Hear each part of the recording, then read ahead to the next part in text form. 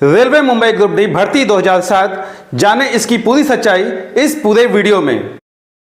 अगर मैं आपको बताऊं कि एक कैंडिडेट ने पूरा सिलेक्शन प्रोसेस क्लियर किया, मेडिकल फिट हुआ, फिर भी उसे जॉब नहीं मिली, तो क्या आप मानेंगे? आज मैं आपको प्रूफ के साथ दिखाऊंगा और फैसला आप खुद करेंगे।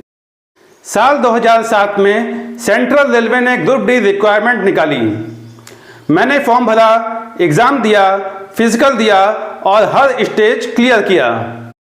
इस तरह से मेरा सिलेक्शन प्रोसेस कंप्लीट हुआ। सिलेक्शन प्रोसेस कंप्लीट करने की प्रक्रिया written exam, physical exam, document verification और फिर उसके बाद जो लास्ट प्रोसेस थी इस भर्ती की वो थी मेडिकल एग्जामिनेशन। जब मेडिकल एग्जामिनेशन के लिए बुलाया गया तो उस समय मुझे मेडिकल मेमो प्राप्त हुआ, जो कि आप यहाँ पर देख सकते हैं। तो आप देख सकते हैं कुछ इस तरह से लास्ट जो प्रक्रिया है उसके लिए जब मुझे बुलाया गया मेडिकल मेमो के लिए, तो डॉक्टरी परीक्षा ज्ञापन सौंपा गया, जिसमें कि साफ साफ लिखा है नियुक्ति के वास्ते उम्मीदवार को डॉक्टरी परीक्षा कराने का अधिकार पत्र देने के लिए इस फॉर्म का उपयोग किया जाए। Form to be used when a candidate is granted authority to present himself herself for medical examination for fitness for appointment. बाकी आप इस पूरे डॉक्यूमेंट को पूरा ध्यान से देख सकते हैं कि किस तरह से रेलवे अथॉरिटी ने इस तरह का व्यवहार कैंडिडेट के साथ किया। इस मेडिकल मेमो से ये स्पष्ट हो जाता है कि जो रेलवे ने नियम अपनाए वे बिल्कुल गलत थे और इसका भुगतान कैंडिडेट को करना पड़ा। यहाँ पर आप देख रहे हैं कि कोई भी पारदर्शिता नहीं अपनाई गई है रेलवे अथॉरिटी के द्वारा। तो भारत सरकार से ये निवेदन है कि रेलवे को इंस्ट्रक्शन दिया जाए, रेलवे बोर्ड को इंस्ट्रक्शन दे कि जो भी कैंडिडेट मुंबई ग्रुप डी 2007 में मेडिकल परीक्षा उत्तीर्ण हुआ है उसकी तुरंत ज्वाइनिंग करवाई जाए। जब मेडिकल मेमो के लिए बुलाया गया उसके बाद मैं मेडिकली फिट पात्र घोषित हुआ, पर भर्ती में पारदर्शिता नहीं हुई। हम सभी का मामला कोर्ट तक पहुंच गया। उसके बाद मुझे आरटीआई से मेडिकल फिट सर्टिफिकेट निकलवाना पड़ा, जिसके लिए मैंने सूचना का अधिकार अधिनियम वर्ष 2005 में जो निकला था आरटीआई के माध्यम से मेडिकल फिट सर्टिफिकेट का जो कॉपी है वो मैं मंगवाया, जो कि मैं आपको अभी दिखा रहा हूँ।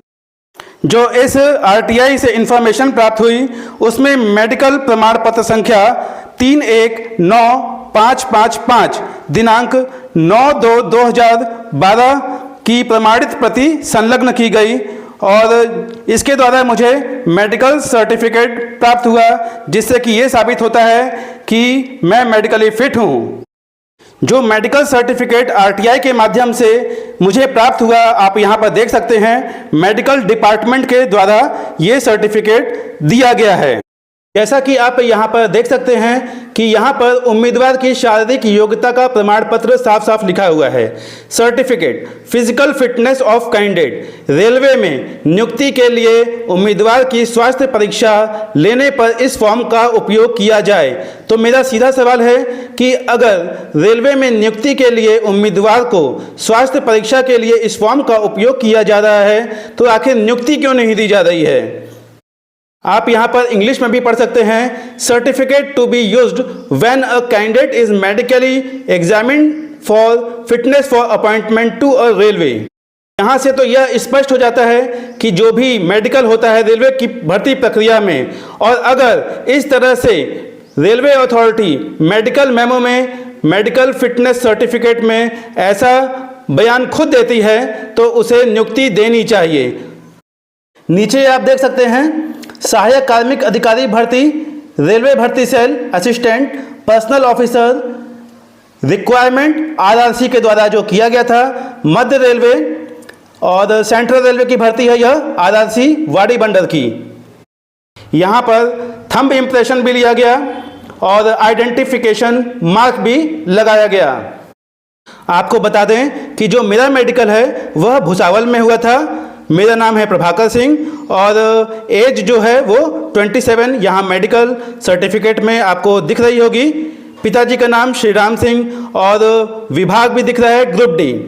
तो उसके बाद जो डॉक्टरी परीक्षा मैंने की उसमें मुझे A2 बिलो दिया गया, क्लास जो है वो A2 बिलो दिया गया। और ये वाडी बंडल RRC की भर्ती प्रक्रिया है और यहाँ पर जैसा कि मैंने बताया हस्ताक्षर और नमूना भी लिया गया। तो इतना सब कुछ करने के बाद रेलवे अथॉरिटी को नियुक्ति प्रदान करना चाहिए। तो इस तरह की policy railway Mumbai group D भर्ती ने अपनाई। इसमें कोई भी पारदर्शिता नहीं है। भारत सरकार इस भर्ती पर ध्यान दे और जो भी कैंडिडेट्स मेडिकली फिट हैं उनको नियुक्ति प्रदान करें। अब यहाँ पर मैं आपको RTI से जो जवाब सीट के ऊपर आया था कि मुंबई ग्रुप डी 2007 में कितनी वैकेंसीज खाली हैं वो भी आप यहाँ पर देख सकते हैं।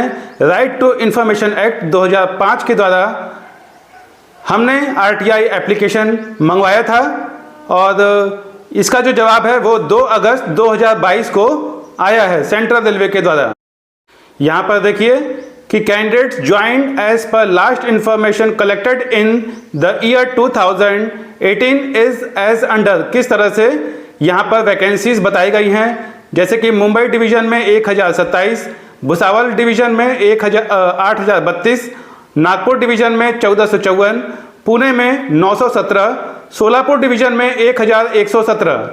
और कितने कैंडिडेट्स ने ज्वाइन किया, लास्ट इंफॉर्मेशन जो कलेक्टेड हुई थी वो 2018 के द्वारा यहाँ पर बताई गई है कि परेल वर्कशॉप में 48, माटुंगा वर्कशॉप में 188, नासिक रोड वर्कशॉप में 4, मनमाड़ वर्कशॉप में 127, भुसावल वर्कशॉप में 0 कैंडिडेट की ज्वाइनिंग हुई।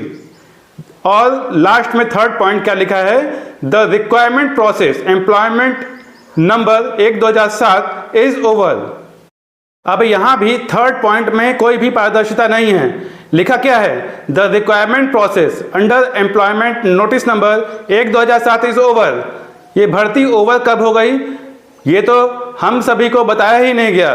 आखिर कोई भी भर्ती प्रक्रिया बंद होती है तो कैंडिडेट को इन्फॉर्म तो किया जाता है। यहाँ पर ऐसा कोई भी जानकारी हम किसी भी कैंडिडेट को नहीं दी गई। और आपको बता दें कि जो नवा पैनल है वो RRC मुंबई ग्रुप डी के द्वारा वर्ष 2020 में जारी किया गया। यहाँ पर प्रश्न तो उत्पन्न होता है ना कि जो भर्ती है वो अभी कोर्ट मैटर में फंसी हुई है और नवा पैनल वर्ष 2020 में निकला तो इन्होंने भर्ती कब बंद कर दी। यहाँ पर आप देख सकते हैं कि अवेलेबल वैकेंसी स्पष्ट रूप से 698 सीट खाली है।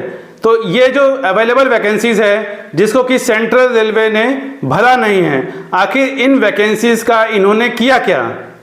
और जब हम कैंडिडेट्स मेडिकली फिट हैं तो हमें अभी तक नियुक्ति क्यों नहीं प्रदान की गई। और जब मेडिकल मेमो में और मेडिकल सर्टिफिकेट में साफ साफ लिखा है this letter is used for appointment, जब लेटर अपॉइंटमेंट के लिए ऑलरेडी यूज हो चुका है तो अपॉइंटमेंट अभी तक क्यों नहीं दिया गया है। अब मैं आपको सुप्रीम कोर्ट ऑफ इंडिया में Dinesh Kumar Kashyap versus south east central railway जो कि फैसला 27 नवंबर 2018 में आया है, किस बेस पर आया है ये भी आप सब जान लीजिए। आप सबको ये भी बता दें कि जब हम सब कैट कोर्ट में थे और ये दिनेश कुमार कश्यप जी बिलासपुर हाई कोर्ट में थे, उस समय इनका केस डिसमिस हो गया था और रेलवे के एडवोकेट ने ये कहते हुए हम लोगों का केस कैट कोर्ट में डिसमिस करवाया कि सेम मैटर ग्रुप डी का छत्तीसगढ़ हाई कोर्ट में डिसमिस हो चुका है दिनेश कुमार कश्यप का मामला, तो ये भी केस सेम है ग्रुप डी का, तो इस केस को भी डिसमिस किया जाए। और ये देखते हुए हमारा केस डिसमिस हो गया और उसके बाद यही दिनेश कुमार कश्यप सुप्रीम कोर्ट जाते हैं और वहां से ये केस जीत जाते हैं। उसके बाद हमारे ऊपर ये जजमेंट एप्लीकेबल क्यों नहीं होता, ये भारत सरकार से सीधा सवाल है। आप यहाँ पर देख सकते हैं कि सुप्रीम कोर्ट ने यहाँ पर क्या लिखा है, लिखा है our country is governed by the rule of law. जो हमारी कंट्री है, हमारा देश है, वो लॉ से चलता है। आर्बिट्रेरियसनेस is an anathema to the rule of law. When an employer invites application for filling up a large number of posts, a large number of unemployed youth apply for the same. They spend time in filling the form and pay the application fees. Candidates अपना समय देते हैं, fees देते हैं और उसके बाद thereafter they spend time to prepare for the examination, और एग्जामिनेशन को प्रिपेयर करने के लिए भी काफ़ी समय देते हैं। They spend time and money to travel the place where written test is held, जहाँ पर भी रिटन एग्जाम होता है वहाँ भी जाते हैं, अपना समय देते हैं, पैसे खर्च करते हैं। If they qualify the written test they have to again travel to appear for the interview and medical examination etcetera, और जब वे क्वालिफाई हो जाते हैं रिटन एग्जामिनेशन में तो मेडिकल एग्जामिनेशन, डॉक्यूमेंट वेरिफिकेशन के लिए भी वे अपना समय और पैसे खर्च करते हैं। Those who are successful and declared to be passed have a reasonable expectation that they will be appointed, तो उनको स्वाभाविक है, एक्सपेक्टेशन हो जाती है कि उनका अपॉइंटमेंट होगा। No doubt as pointed out above, this is not a vested right. However, the state must give some justifiable, non-arbitrary reason for not filling up the post. तो स्टेट को भी रीजन देना होगा कि आखिर उसने पोस्ट को फिलअप क्यों नहीं किया। When the employer is the state, it is bound to act according to Article 14 of the Constitution. जो स्टेट है वो आर्टिकल 14 समानता के अधिकार से बंधा हुआ है। तो कुल मिला के कोर्ट ये कह रहा है कि एक जस्टिफिकेशन, रीजन देना चाहिए कि आखिर नहीं ले रहा है तो क्यों नहीं ले रहा है। अब आप यहाँ पर देख सकते हैं कि जो दिनेश कुमार कश्यप के ऊपर 2008 की पॉलिसी लागू हुई है और वे 20% में आते हैं, दे ऑल 20% कैंडिडेट्स। तो जब वे 20% में हैं और वैकेंसीज खाली हैं, उनको यहाँ पर न्याय भी मिलता है। आप देख सकते हैं कि 2008 की पॉलिसी दिनेश कुमार कश्यप के ऊपर भी लागू हुई है, हम कैंडिडेट्स के ऊपर भी 2008 की पॉलिसी लागू की गई है। यहाँ भी क्वेश्चन ये आता है कि जब 20% में दिनेश कुमार कश्यप थे और उनको अपॉइंटमेंट कोर्ट के माध्यम से मिला, सुप्रीम कोर्ट ऑफ इंडिया की गाइडलाइन के द्वारा दिया गया, ट्रिपल बेंच ने ऑर्डर पास किया, तो हम लोगों को क्यों नहीं। इस तरह से दिनेश कुमार कश्यप 20% में थे, वहाँ भी सीट वैकेंट थी, उसके हिसाब से उनको अपॉइंटमेंट दिया गया। हम भी कैंडिडेट्स 20% में हैं और वैकेंसीज खाली हैं, मेडिकली फिट हैं, तो हमें भी अपॉइंटमेंट जल्द से जल्द प्रदान किया जाए। यहाँ पर 4 पॉइंट दिए गए हैं, 4 पॉइंट आप ध्यान से देख लीजिए।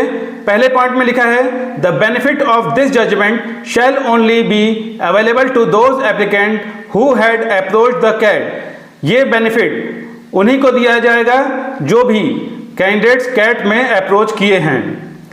दूसरा पॉइंट है the applicants shall not be entitled to any back wages. Applicants को कोई भी बैकवेजेस नहीं दिया जाएगा। और तीसरा पॉइंट में लिखा है the applicants shall for the purpose of seniority and fixation of pay be placed immediately above the first selected candidates of the selection process which commenced in the year 2012 and immediately below the candidates of the selection list of 2010 in order of seniority, मतलब कि seniority भी दी गई उनको। और जो 4th point है उसमें लिखा है the applicants shall be entitled to notional benefits from the date of such deemed appointment only for the purpose of fixation of pay and seniority।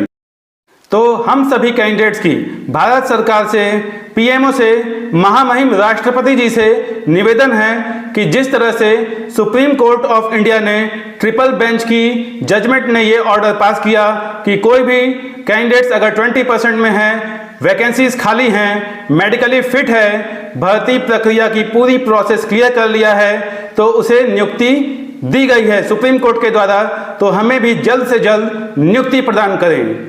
जय हिंद, जय भारत।